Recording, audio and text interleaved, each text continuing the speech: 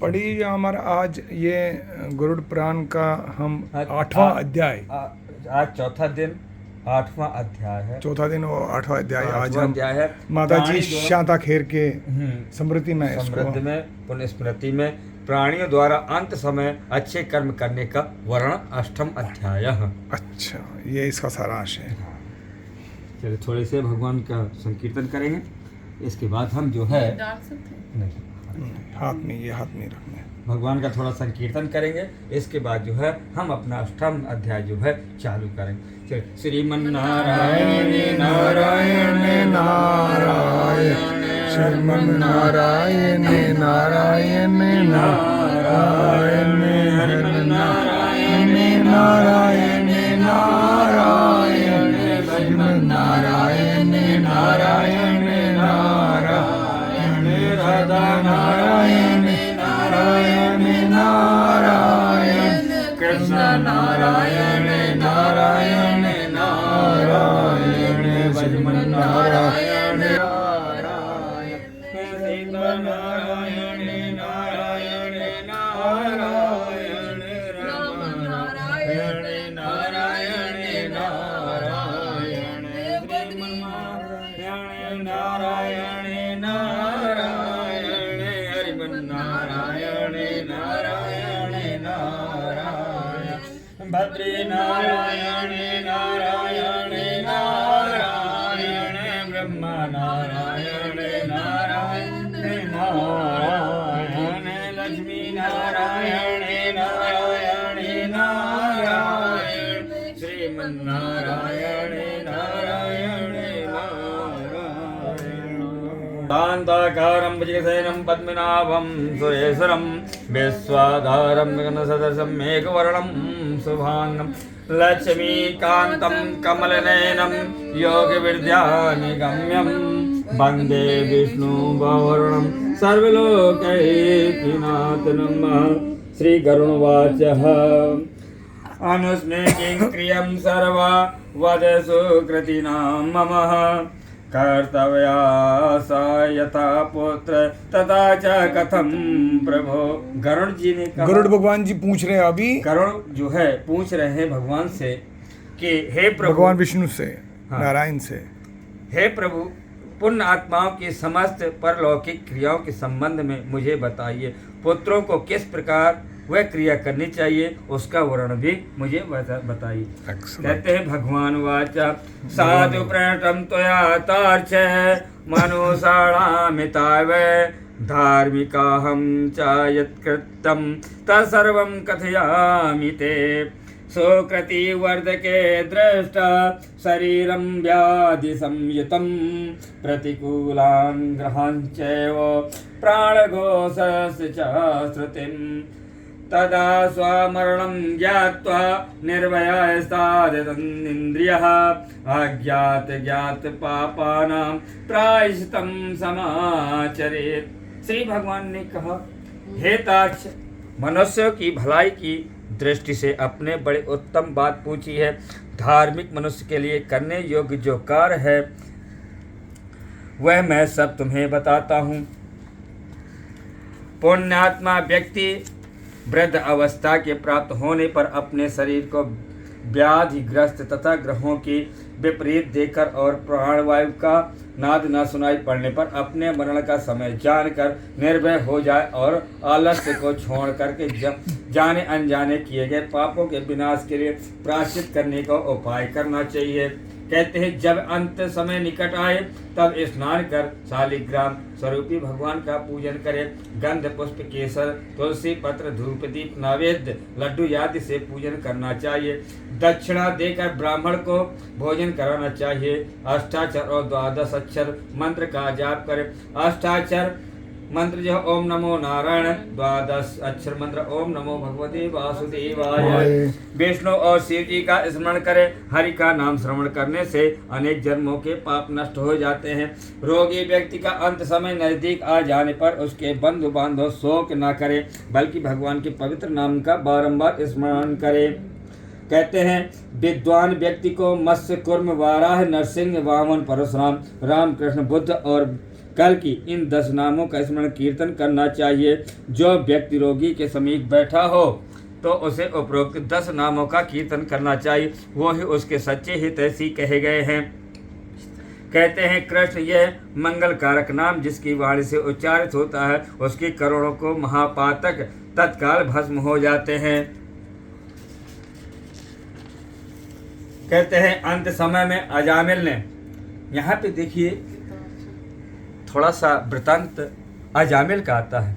अजामिल कौन है? अजामिल एक दुष्ट प्रवृत्ति का मनुष्य है। अच्छा, दुष्ट प्रवृत्ति का, उसका कर्म क्या है? लूटना, पाटना और जो है सारा जो है सारे गलत काम करना। जितना ऋषि मुनि है या कोई भी है सबको लूटना, मारना, जीव हत्या करना, ये सारे कर्म अजामिल के हैं होते थे। और उसी का वर्णन अभी उसी का वर्णन है। तो कहते हैं कि अजामिल एक दुष्ट प्रवृत्ति का मनुष्य था। तो उसके यहाँ जो है कहते हैं, अब उसका वर्णन आया है कि अंत समय अजामिल ने अपने पुत्र नारायण को पुकारा था जिससे उसका उद्धार हो गया था। इसलिए श्रद्धा पूर्वक श्री हरि का नाम उच्चारण करने वाले का बहुत कुछ उद्धार हो सकता है। दुष्ट हृदय वाला व्यक्ति भी हरि का स्मरण करता है तो श्री हरि उसके ही पापों को नष्ट कर देते हैं। जैसे बिना इच्छा से अग्नि का स्पर्श करने पर भी अग्नि भस्म करती है। हे गरुड़, हरि का नाम लेने से पातकी के नाश करने में शक्ति रखता है। वैसे पापी जीव ने अनेक समय तक पाप किया है, फिर भी यदि एक बार भी हरि का नाम उच्चारण करने से सब पापों का नाश हो जाता है। उनके नाम में ऐसी शक्ति है। कहते हैं यमराज जी ने दूतों से कहा, संसार में देखिए यमराज जी जो है दूतों से क्या कहते हैं कि कौन से मनुष्य कैसे मेरे पास लाना है। ये यमराज जी करे अपने दूतों से, यमदूतों को बोलता है भैया कि किसको कैसे लाना। जो दुष्ट आदमी हो उसको पटक के मार के उसको लिया आगे में। बताइए साहब। संसार में नास्तिक को यमलोक में ले जाना, जो हरि का नाम उच्चारण करे उसको इस लोक में मत लाना। जो अच्युत, केशव, राम, नारायण, कृष्ण, दामोदर, वासुदेव, हरि, श्रीधर, माधव, गोपिका, वल्लभ, जानकी नायक इन नामों का उच्चारण करे।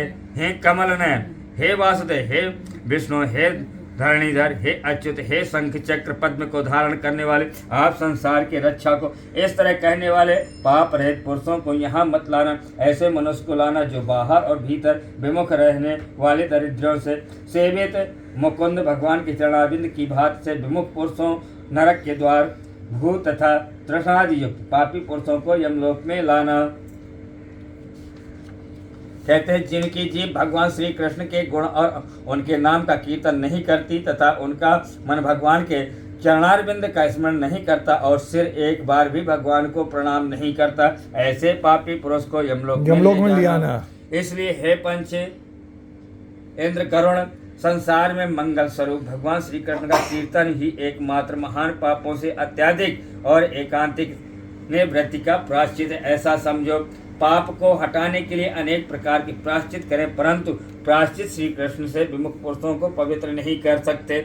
जैसे मदिरा के घट को नदियां पवित्र नहीं कर सकती, श्री कृष्ण के नाम के उच्चारण से पाप रहित हुए मुक्त पुरुषों को नहीं दिखाता। यमराज तथा उसके दूत स्वप्न याद में भी नहीं दिखाई देते, तब प्रत्यक्ष कैसे देखेंगे। अंत समय जिसने ब्राह्मण को कहते हैं, अंत समय जिसने ब्राह्मण को गोदान किया या ब्राह्मण के मुख से नंद नंदन ऐसी वाणी को सुना हो, वह व्यक्ति रुधिर मास युक्त बैतरणी नदी में नहीं गिरता। इसलिए बैतरणी नदी में नहीं गिरता वैसा आदमी। हाँ, कौन सा? अंत समय में जिसने ब्राह्मण को गोदान किया हो, ब्राह्मण के मुख से नंद नंदन ऐसी वाणी को सुना हो, वह व्यक्ति रुधिर मास युक्त बैतरणी नदी में नहीं गिरता। बैतरणी नदी में वो दुष्ट नदी जो है, जिससे अनेक जन्म पाचित पाप का नाश हो जाए। और फिर गीता तथा सहस्त्र नाम का पाठ करें, इसे ब्राह्मण से सुने।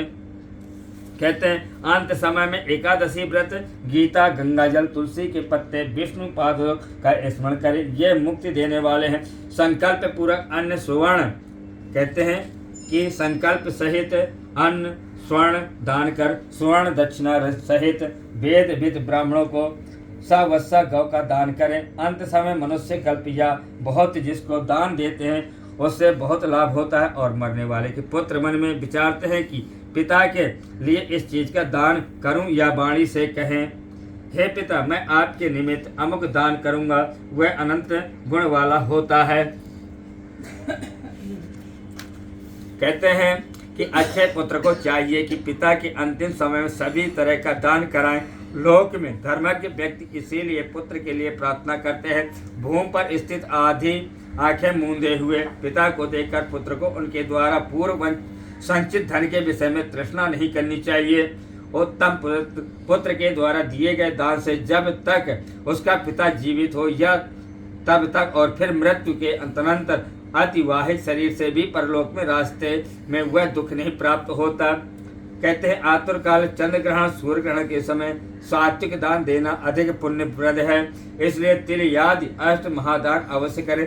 तिल, लोह, सोना, रुई, लवण, सप्तधान, भूमि, गौ, यह एक एक दान भी सबको पवित्र करने वाला है। यदि इस अष्ट दान को एक ही दिन में करे तो सर्वोत्तम है।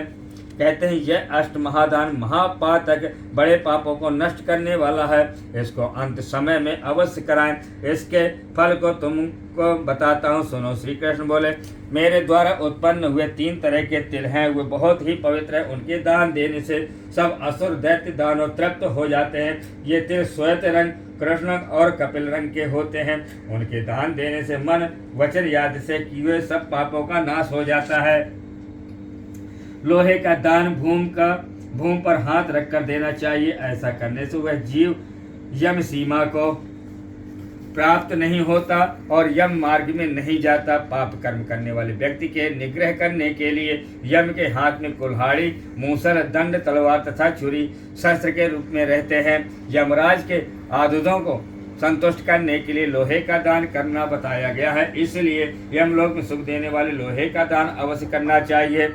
फिर कहते हैं कर्ण, श्याम सूत्र, सुंडाम, उद्रंबर, शेषबल इत्यादि यमदूत लोह दान से प्रसन्न होते हैं। हे गरुण, सब दान में अत्यंत गुप्त उत्तम दान के विषय में मैं तुम्हें बताता हूँ, उसे ध्यान से सुनो। जिस दान से स्वर्ग, मृत्यु, पाताल इससे सब खुश होते हैं। ब्रह्मादि देवता, ऋषि आदि धर्मराज की सभा में रहने वाले सब स्वर्ण का दान करने से प्रसन्न होकर वरदान देते हैं। अंत स्वर्ण दान अवश्य करना।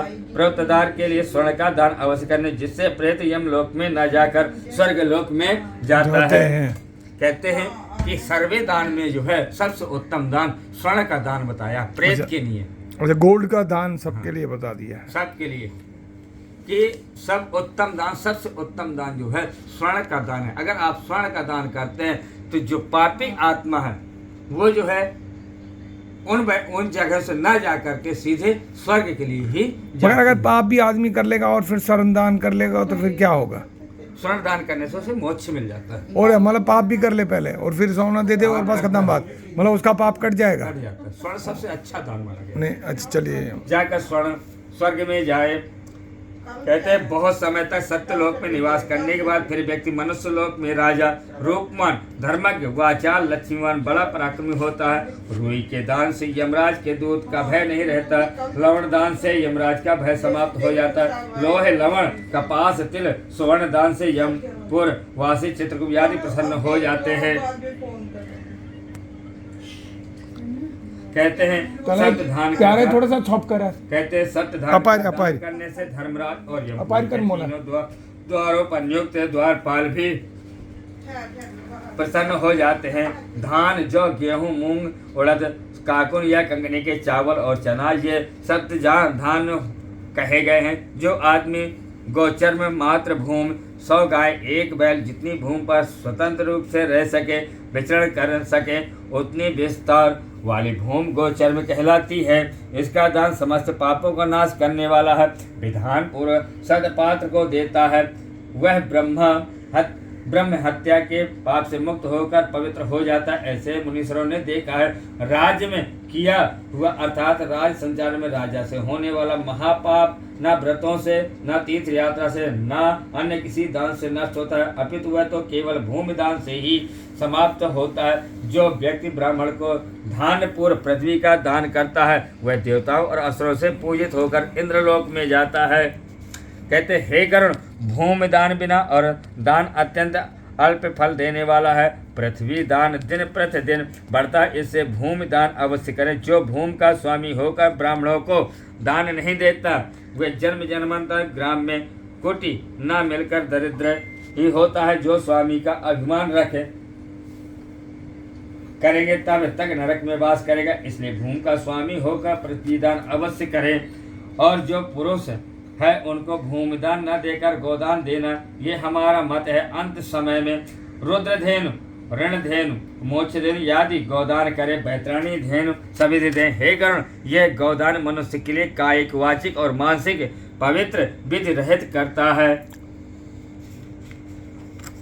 फिर कहते हैं बालकपन में, कुमारपन में, युवा अवस्था में, बुढ़ापे में, रात्रि में तथा प्रातः समय, दोपहर के समय, तीसरे प्रहर, संध्या समय और जन्म जन्मांतर में भी जो कुछ पाप मन वचन काया से किए हों, उनकी निवृत्ति के लिए एक बार भी दूध देने वाली सावस्सा, कपिला, दक्षिणा सहित तपस्या, व्रत आदि युक्त वेद पाठी ब्राह्मण को दान देने से सब पाप छूट जाते हैं और अंत समय वही उद्धार करने वाली होती है।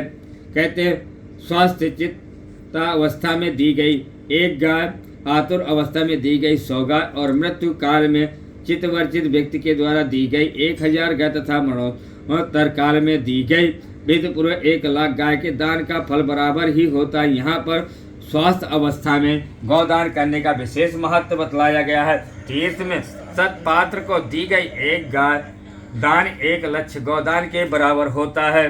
कहते हैं कि सुपात्र को दान देने से लक्ष्य गुण फल होता है और देने वाले को अनंत गुण फल होता है। सुपात्र को प्रतिग्रह लेने का दोष नहीं लगता। वेद अध्ययन, वैश्य देवादि यज्ञ कर परान्न भक्षण न करने वाला ब्राह्मण रत्न से परिपूर्ण भूमि का दान ग्रहण करने तथा प्रतिग्रह जन्य दोष नहीं लगता। सर्पविचि आदि का विष मंत्र द्वारा दूर हो जाता है और अग्निदेव सबकी शीत दूर कर देते हैं। इन दोनों को भी कोई पाप नहीं लगता। लेकिन कुपात्र को गोदान देने से दाता नरक में जाता है। कुपात्र लोभवश यदि गोदान लेता है तो उसकी 100 पीढ़ी तक पितर नरक में जाते हैं। इसलिए बुद्धिमान व्यक्ति अपने कल्याण के लिए कुपात्र को दान कभी ना दे। 1 गौदान ही ब्राह्मण को देना चाहिए। बहुत से ब्राह्मणों को 1 गाय कदापि नहीं देनी चाहिए। वह गौ यदि बेची गई या बांटी गई तो 7 पीढ़ी तक के वंश का नाश कर देती है। भगवान श्री कृष्ण कहते हैं, हे गरुड़, तुमको मैंने पहले बैतरणी नदी का इतिहास बता दिया था, इतिहास बताया था। अब उसको पार करने का उपाय रूप गोदान है, उसकी विधि बताता हूँ। कहते हैं भगवान कृष्ण ने जो है नारायण ने गरुड़ से बताया कि पहले मैंने बैतरणी नदी के बारे में आपको बता चुका हूँ। अब उसका उपाय बनाता हूँ। उसका जो है मैं उसकी गौदान ही एक विधि है जो बैतरणी नदी पार करती है, करवा सकती है। और उसकी इतनी दुष्ट नदी, खतरनाक नदी, पिशाचों से नदी। कैसे है कि काली या कपिला गौ को अलंकार आभूषण आदि से सजाकर, सींगों पर स्वर्ण चढ़ाकर और खुरों को चांदी से मढ़वाकर तथा दूध दूहने वाली कांसे का पात्र देना चाहिए। काले वस्त्र से गौ को अच्छे दन कर गले में घंटी बांधकर और कपास के ऊपर वस्त्र सहित 1 ताम्र पात्र को रख उसके ऊपर लोहे दंड से सहित स्वर्ण से निर्मित यमराज को स्थापित कर घृत से भरे 1 कांसे का पात्र रखें। उस जगह एक गड्ढा खोदकर उसमें जल भरे। उसकी बैतरणी नदी संज्ञा है। उसको रेशमी वस्त्र से बेष्टित कर तैराएं। कहते हैं उसके समीप सूर्य की देह से उत्पन्न हुए धेनु को खड़ी करके शास्त्रीय विधि विधान के अनुसार उसके दान का संकल्प करें। ब्राह्मण को अलंकार और वस्त्र का दान दे तथा गंध पुष्प अक्षत आदि से विधानपूर्वक गौ की पूजा करें। गौ की पूंछ को पकड़कर ईख की नाव पर पैर रखकर ब्राह्मण को आगे करके इस मंत्र को पढ़े। कहते आप ही भगवान संसार समुद्र में डूबे हुए त्रिविध ताप से दुखी प्राणियों की रक्षा करने वाले विष्णु रूप ध्वज श्रेष्ठ भूमिदेव, मेरा उद्धार कर दक्षिणा सहित बैतरणी जो गौ मैंने आपको दी है इसे नमस्कार है। घोर भयानक यमलोक मार्ग में 7 योजन बैतरणी नदी को तैरने की इच्छा और बैतरणी तरण रूप गोदान आपको दिया और नमस्कार करता हूँ।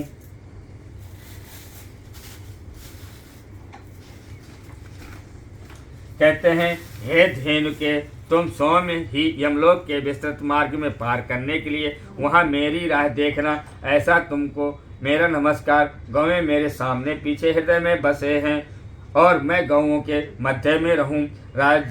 राजादिक में जो लक्ष्मी, वैसे इंद्रादियों में जो लक्ष्मी, वे सब धेनु रूप से तेरे स्थित है। इसलिए तुम मेरे पापों याद के दूर करो। हाथ जोड़कर और यमराज की प्रार्थना तथा प्रदक्षिणा देकर सब सामग्री ब्राह्मण को देनी चाहिए।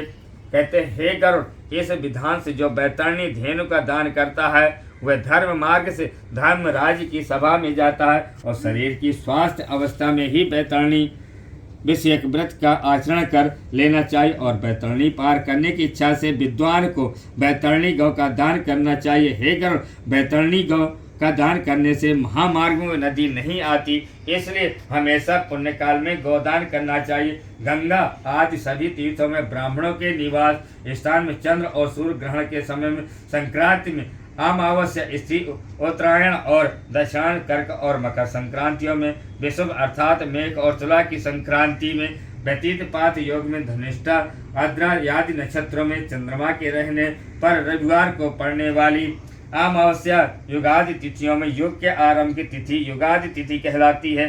सतयुग की प्रारंभ तिथि बैसाख शुक्ल पक्ष तृतीया, त्रेता की आरंभ तिथि कार्तिक शुक्ल पक्ष नवमी, द्वापर की प्रारंभ तिथि भाद्रपद कृष्ण त्रयोदशी और कलयुग की आरंभ की तिथि माघ अमावस्या तथा अन्य पुण्य काल में उत्तम गोदान देना चाहिए।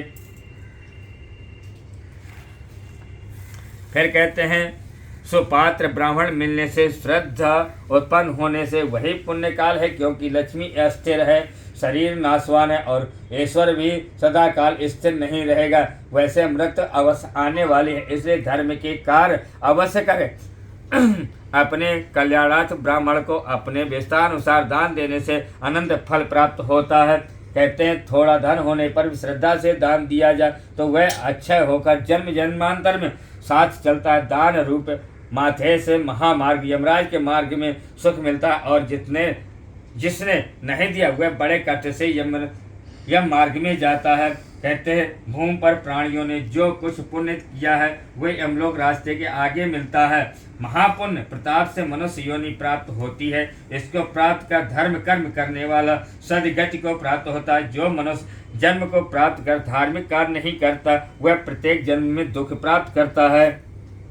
कहते हैं, धन पुत्र पत्नी आदि बंधुजन और यह शरीर भी सब कुछ अनित्य है, इसलिए धर्म का पालन करना चाहिए। जब तक व्यक्ति जीवित रहता है तभी तक बंधु बांधव और पिता का संबंध रहता है। मरने के बाद क्षण भर में ही स्नेह संबंध समाप्त हो जाता है। जीवित अवस्था में अपनी आत्मा ही अपना बंधु है, ऐसा ही बार बार सोचते रहना चाहिए। मरने के अनंतर कौन दान देगा,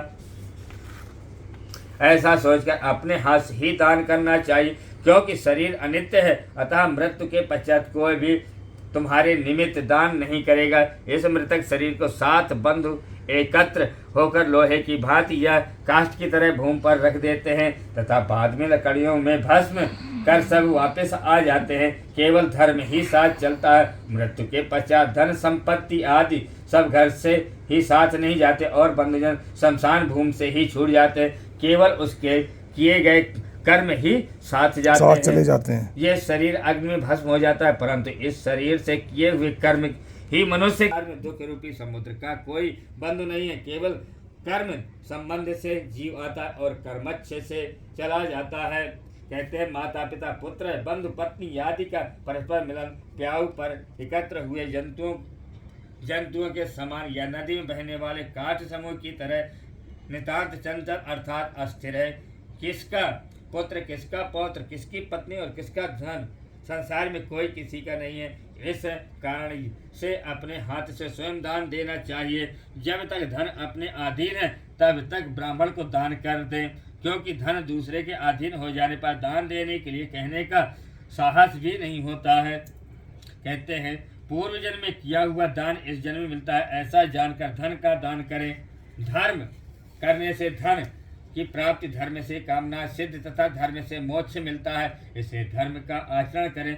श्रद्धा से धर्म होता है, पर धन समूह से धर्म सिद्ध नहीं होता, क्योंकि निष्कंचन साधुजन केवल श्रद्धा से सदगति को प्राप्त होते हैं।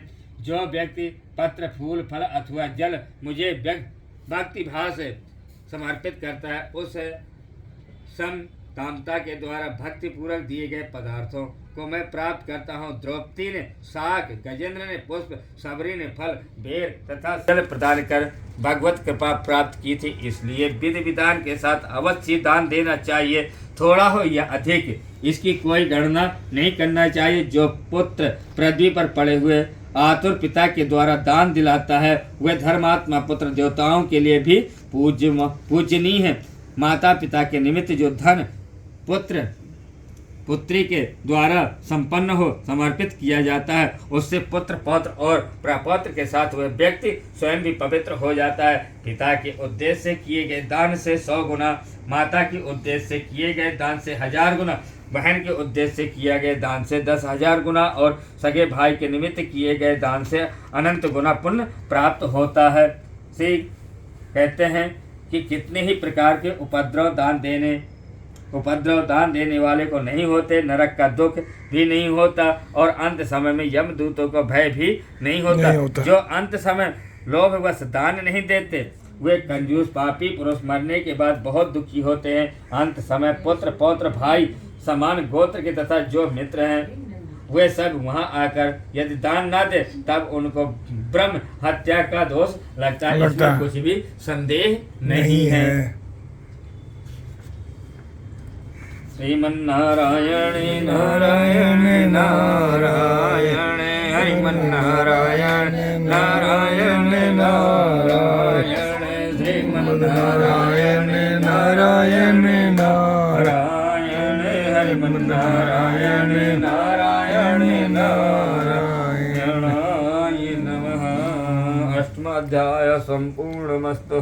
8वां अध्याय कंप्लीट हो गया। माता शांता खेर, पुत्री विश्वनाथ साधु,